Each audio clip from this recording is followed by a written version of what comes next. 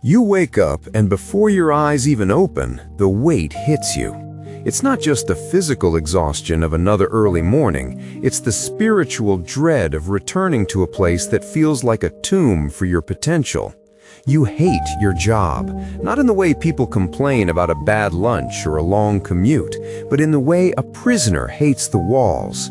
You feel like you are trading the only currency that matters, your time, your life, for a paycheck that barely covers the cost of your survival. But what if I told you that this very friction, this intense dissatisfaction, is the most powerful catalyst you will ever possess? What if your hatred for your work is not a sign that you are failing, but a signal that you are ready to be born into something greater?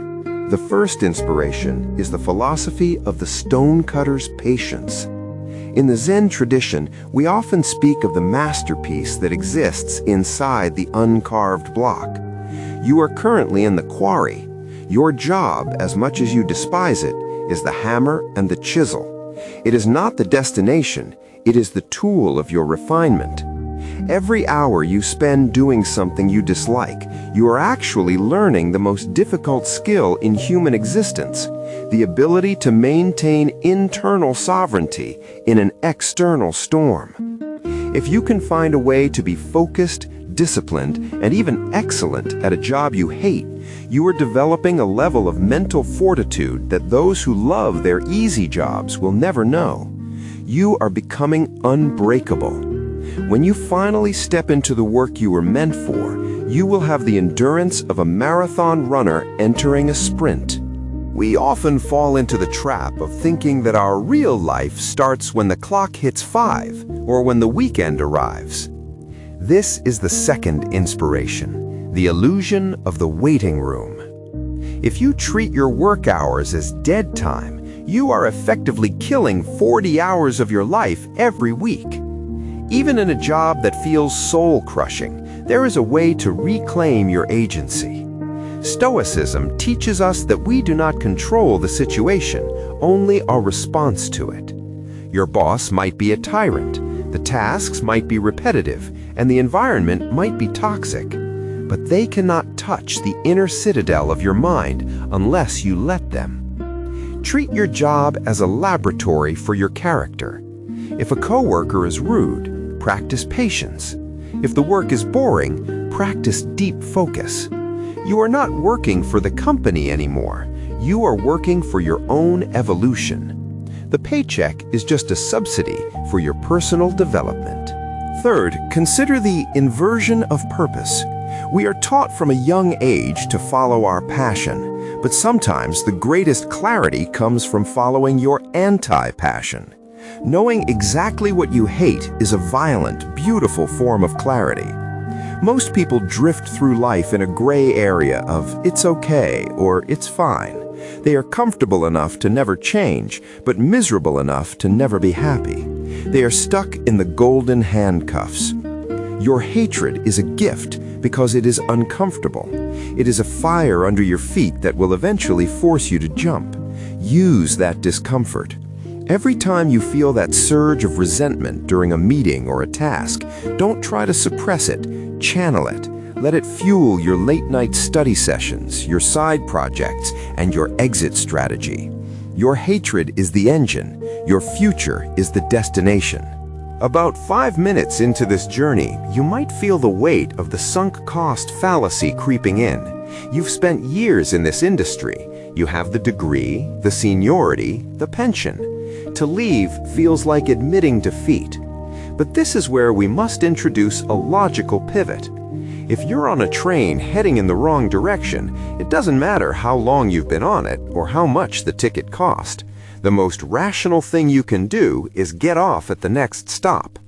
Every minute you spend justifying staying in a place that diminishes you is another minute stolen from the person you are becoming. The cost of staying is your future self.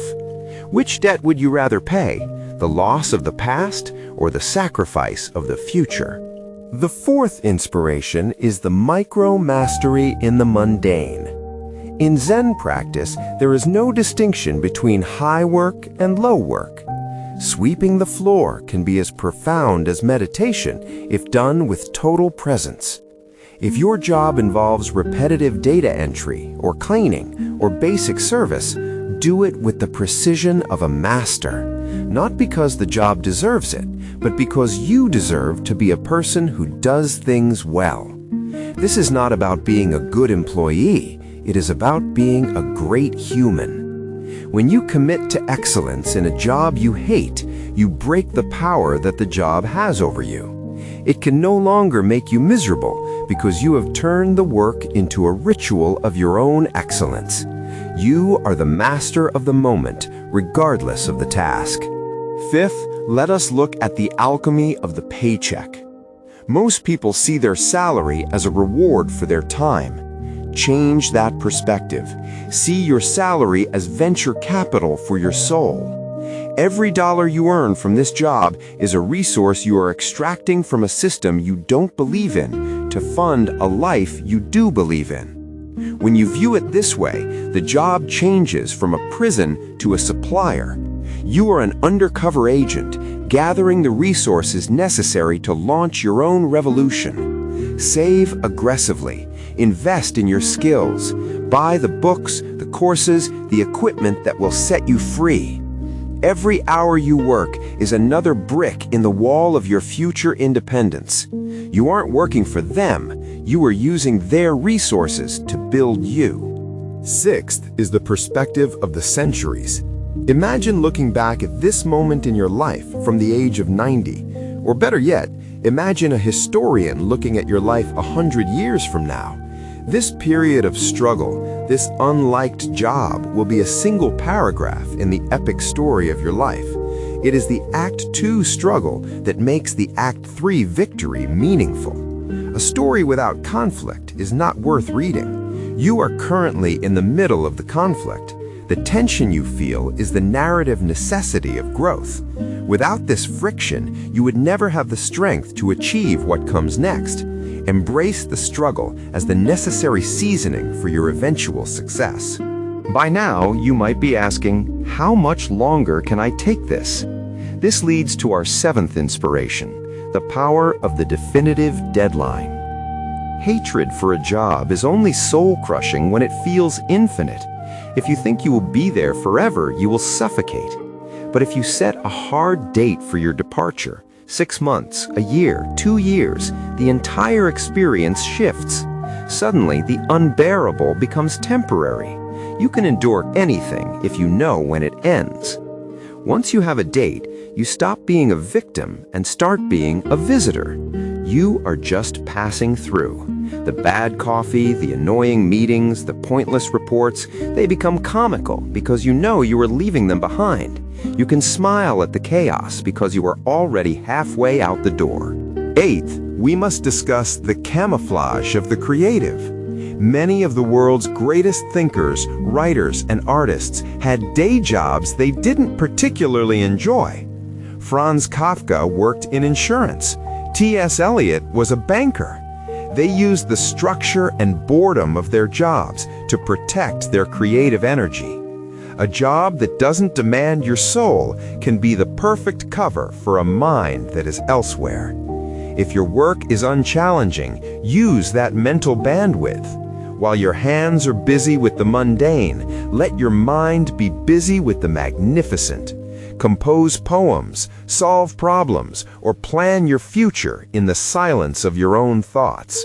Your job is just the physical location of your body. It doesn't have to be the location of your spirit. Ninth is the inspiration of the adversary. Every person who makes your job difficult is a teacher in disguise. The micromanaging boss is teaching you the value of autonomy. The lazy coworker is teaching you the importance of integrity. The chaotic environment is teaching you the power of personal order. If you were in a perfect job, you would be pampered and soft. In this difficult job, you are being tempered like steel. Thank your adversaries for the lessons they provide, and then use those lessons to ensure that when you eventually lead others, you do it with the wisdom and grace they lacked. Finally, the 10th inspiration, the return to the source. At the end of the day, your job is not who you are. It is a role you play, a mask you wear. The you that exists beneath the job title is infinite and untouched by the corporate world. Zen teaches us to find the face we had before our parents were born. That version of you is not a project manager or a sales associate. You are a conscious expression of the universe, experiencing a temporary moment of friction. When you realize that your worth is completely independent of your employment status, the hate for the job loses its sting. You can walk through the fire because you realize you are not the one burning. You are the one watching the fire. As we conclude this reflection, remember that the reveal is this: the job you hate is not a mistake. It is an invitation. It is the universe asking you if you are brave enough to want more. It is the tension before the snap, the darkness before the dawn. You are not stuck. You are being prepared. Take the hammer, take the chisel, and keep carving. The masterpiece is closer than you think. Every minute of endurance, every moment of reclaimed agency, every dollar saved, and every lesson learned is bringing you closer to the life you were meant to live. Do not go gently into that cubicle. Go with the heart of a lion and the mind of a sage. Your freedom is not something that will be given to you. It is something you are building right now, brick by brick, in the very place you think you are trapped. The walls are not closing in. They are the foundation of your future empire. Rise, work, and then, when the time is right, transcend.